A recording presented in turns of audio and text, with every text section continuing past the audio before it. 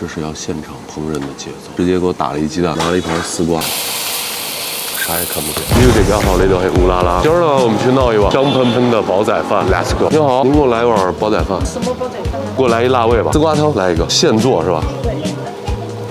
这边是自选区跟麻辣烫似的，然后在这个灶台上做。什么呀？哦，茶，谢谢。黄豆。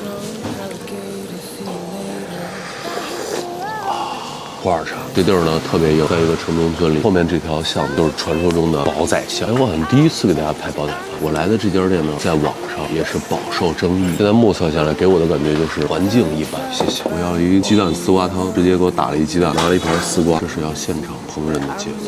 哇，这么棒！哦，啥也看不见。锅是提前加热的是吧？叫了要这个汤的话，就给它烧7、8分钟左右。这么酷。哦。讲究，这锅不可以用手碰啊！碰了都会起个小疙瘩。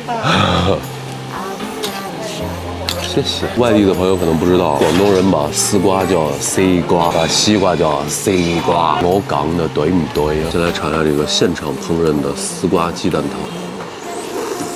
哇，那个西瓜汤真的很鲜呐！好喝的。为什么给我汤里加这么多枸杞啊？看不起谁呢？还可以，主要这枸杞加的特别的妙，一口下去贼提神。看网上说这家店的老板是一个80岁的老爷爷，不出意外的话，这位应该就是。你以为老爷子在喝茶，其实他在喝啤酒，而且是冰的，特别厉害。好了是吧？广式煲仔饭，如你们所见，这里面并没有仔啊。煲仔饭里面有仔这件事情，我们现在已经证实了。仔那么可爱，我们为什么要把它放在煲里？热气腾腾的煲仔饭，广式腊肠，了解一下。香甜，好吃的，跟咱平时买那广味肠没有太大区别。腊肉了解一下，好吃，香。这个看着特别像鸡，辣鸡，真的是鸡，辣鸡吧？吃饭。饭特别香，饭里的辣味特别足。但是有一个问题，这个饭对我来讲有点硬，我还是喜欢吃软饭。哎，不是软的饭，好不大。锅巴有没有人喜欢吃？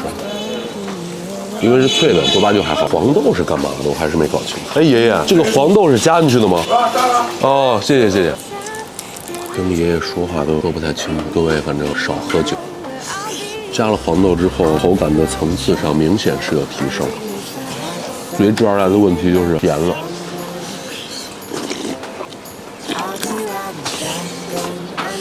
饭的量呢，说实话就比较一般，特别费牙，这感觉就是腮帮子特别累。锻炼咬肌的一天，这个也许就是吃煲仔饭的小惊喜吧。锅巴，